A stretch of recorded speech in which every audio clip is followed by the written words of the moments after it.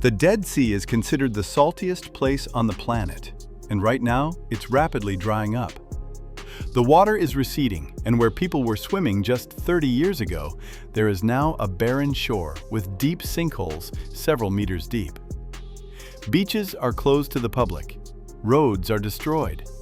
Hotels that were built right on the shore are now hundreds of meters from the water.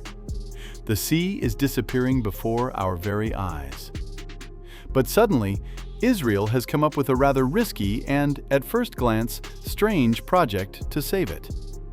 Why does it seem that way? Let's take a look.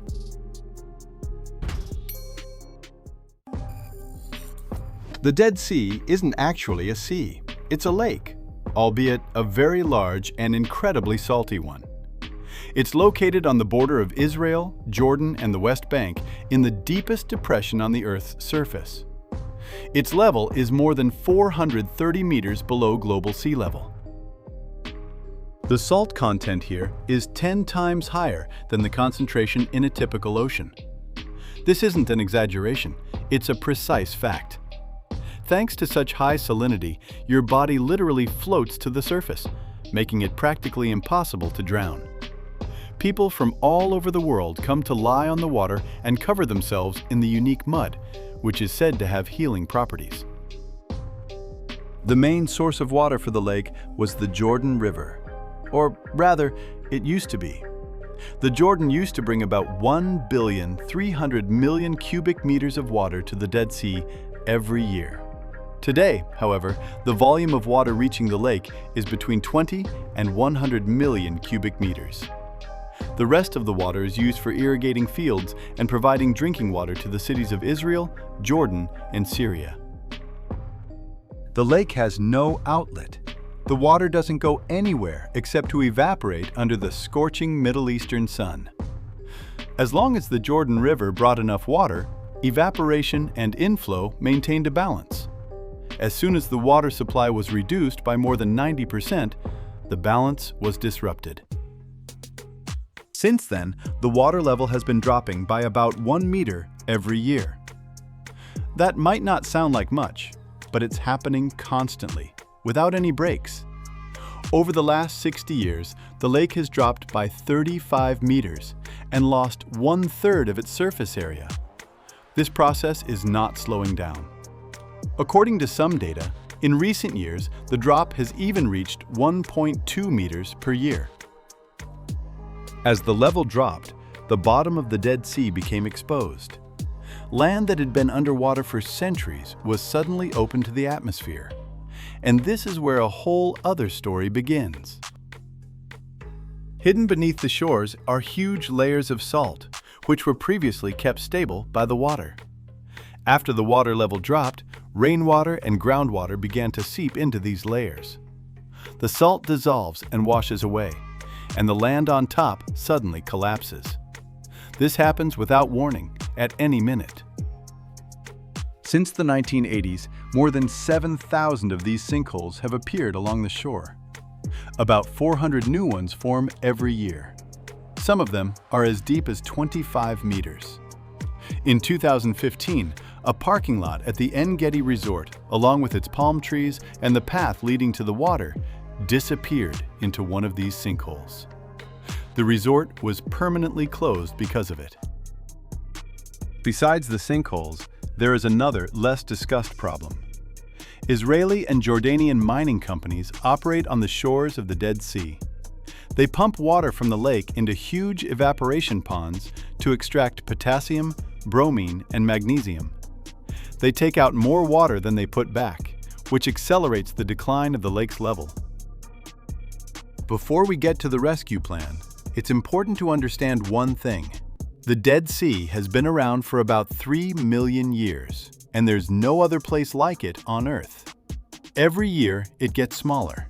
All previous attempts to save it have ended in pretty much the same unsuccessful way. As the water level dropped, life on the shore changed too. Hotels were built right at the water's edge.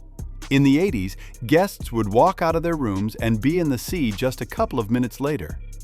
Today, from some hotels, you have to walk several hundred meters across an exposed salt flat to get to the water. One of the locals, who has been leading boat tours on the sea for over 12 years, says that each year the shoreline recedes by about 7.5 meters. The shore itself doesn't get wider, the bottom just becomes exposed. The sea is gradually pulling back, leaving its bare floor behind. The idea of finding some solution to this problem isn't new. Back in the 19th century, Theodor Herzl dreamed of building a canal to connect the Dead Sea with the Mediterranean. This was supposed to help preserve the unique body of water and simultaneously become a source of energy. The water, falling almost 430 meters, could have turned turbines. It was a beautiful concept, but it remained just an idea for over a century. They got serious about the project in the 2000s, but now the talk was not about the Mediterranean, but the Red Sea. 3 countries made an agreement with the support of the World Bank. The plan was to build a 230-kilometer pipeline, set up a desalination plant in the south of the region, provide fresh water to neighboring countries, and dump the brine into the Dead Sea. The project seemed massive. The cost was estimated at around $10 billion. The price tag itself became the first major hurdle. Later, environmental questions, political disagreements, and bureaucratic complications arose. In 2021, the project was finally scrapped. Many years of negotiations, but in the end, nothing came of it. While the arguments over the Red Sea were going on, Israel was quietly working on something else. Starting in 2005, the country began building desalination plants right on the Mediterranean coast.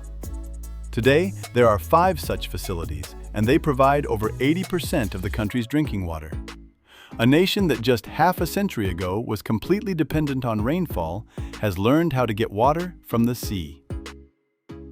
The plants operate on the principle of reverse osmosis. Under high pressure, seawater is forced through membranes with microscopic pores. The water passes through, but the salt stays behind. The result is 2 streams, clean drinking water and a dense, salty brine that is about twice as salty as the original seawater. The brine has always been a problem. It has to be disposed of somewhere. Usually, it's pumped back into the sea, far from the shore. This process is expensive, requires separate infrastructure, and raises concerns among environmentalists. It's an unavoidable byproduct. This is the very plan that the Ministry of Environmental Protection presented in May of 2024. The conference was held right on the slopes of the ancient Masada fortress, overlooking the Dead Sea. The specific plan looks like this. From the Haifa Bay, located in the north of the country, a 147-kilometer-long pipeline is being laid. It runs east through valleys all the way to the Jordanian border, where a large desalination plant is being built. The plant takes seawater from the Mediterranean Sea and separates it into 2 streams. The fresh water is supplied to Jordan, a country experiencing a severe water crisis. And the salty, dense brine is sent south through a separate pipe, directly into the Dead Sea. The volume of brine will be about 400 million cubic meters per year. The Dead Sea loses about 700 million cubic meters per year due to evaporation. Thus, the new project will compensate for more than half of the losses. The water level won't rise, but the rate of its decline will slow down significantly. The difference in elevation between the Mediterranean Sea and the Dead Sea is almost 430 meters. The water will flow downward, and turbines can be installed along this path. They will generate electricity that will partially power the desalination plant itself. The system is partially capable of operating autonomously. Herzl was already pondering this idea back in the 19th century. The estimated cost of the project is somewhere between $2.5 to $4 billion. For comparison, the abandoned project involving the Red Sea would have cost about $10 billion. The pipeline there would have been 80 kilometers longer and would have passed through foreign territory along a seismically active fault line. Here, the route is shorter, cheaper, and most of it is on Israeli soil. The most unexpected part of the plan doesn't concern the pipe or the plant. On the shores of the Dead Sea, mining companies pump water from the lake into massive evaporation ponds to extract potassium and bromine. As a result, salt accumulates at the bottom of these ponds, which is then scraped up and piled into huge mountains right on the shore. These salt heaps just sit there and don't go anywhere. The project's authors propose using the brine to dissolve these salt mountains and send the resulting mixture back into the sea. This solves the problem of the salt deposits while also providing an additional inflow of water into the Dead Sea. On top of that, the mining companies will pay for this service, which increases the economic appeal of the entire project. The waste they themselves created helps to save what was destroyed. When I was reading about this, one detail particularly caught my attention.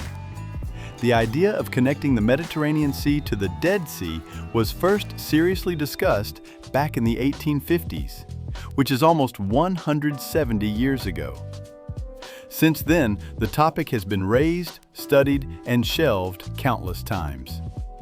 And now, the project is back on the table, but this time with concrete numbers and a clear route. At the same time, scientists are asking important questions. The Dead Sea is a unique chemical solution that has been forming for millions of years. The brine produced from desalinating Mediterranean water has a different composition. No one knows for sure how these two solutions will interact in the long run.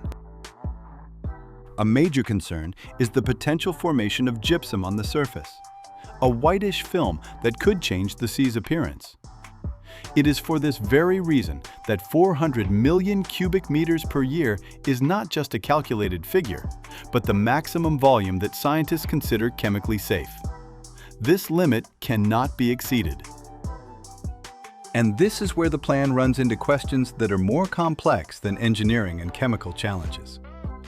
The eastern shore of the Dead Sea belongs to Jordan. Without that country's consent, no brine can be pumped there. And conducting political negotiations with Jordan in public is extremely difficult right now. That said, Jordan doesn't really have a choice. The nation relies on non-renewable underground water supplies. The new plant on the border could cover more than a quarter of the entire national water demand.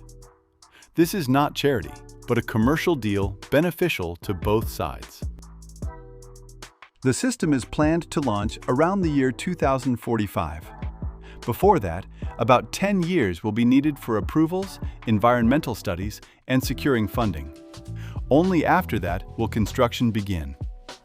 At a conference near Masada, someone in attendance said out loud what many were thinking. The Dead Sea has less than 20 years left. Each resident of Jordan has about 100 cubic meters of fresh water per year. A country is considered to be in a severe water crisis if this figure drops below 1,000 cubic meters. Jordan has long been living with a figure 10 times lower than that mark, and its water reserves continue to shrink. So for Jordan, this project is not so much about the Dead Sea as it is about tap water. This is precisely why an opportunity has emerged in the negotiations that none of the previous projects had. Before, saving the lake was a goal in and of itself. Now, it is a side effect of a deal that both countries need for deep, practical reasons. Over the last 20 years, Israel has built an entire desalination industry from scratch. 5 plants on the coast, pipelines, and pumping stations. A country that just half a century ago depended on rain now produces water from the sea on an industrial scale. It is this very technology that might help solve a problem that has been unsolvable for 170 years. What I found particularly moving about this project is that each of its parts serves the needs of the others. The brine, which used to create major problems at desalination plants, is becoming the main tool for saving the sea. The mountains of salt that have accumulated on the shore for years are being dissolved by that same brine and returned to the sea. What was once considered waste is becoming part of the solution. All previous projects solved one problem while creating new ones. This project, on paper, looks like a mechanism with very few extra parts. It is simpler, cheaper, and it has a real paying customer. Jordan gets water, Israel gains a partner and a way to solve the Dead Sea problem. The main question right now is not whether the plan is technically feasible. The engineers claim it is. The problem is whether the politicians can reach an agreement quickly enough. 10 years for approvals is an optimistic forecast for a region where any piece of paperwork can get bogged down for years. While the documents are being approved and the funding is being secured, over these 20 years, the sea level will drop by about another 24 meters. Thousands of new sinkholes will appear. New beaches will close. The shoreline will recede even further. All of this will be happening in real time. If the project gets started on schedule, it won't restore the sea to its 1960s condition. Too much has already been lost. But it could save what is left. Slow down a process that has been going on non-stop for 6 decades now. After 170 years of talk about saving the Dead Sea, this is the first plan that has a technical solution, makes economic sense, and is in the interest of both countries for their own independent reasons. Not out of a love for nature, but for pragmatic considerations. This is perhaps the most reliable foundation for anything to happen in the region at all. No one knows yet whether it will work or not. But for the first time in a very long time, the question is precisely this: can it work in principle? And will they make it in time?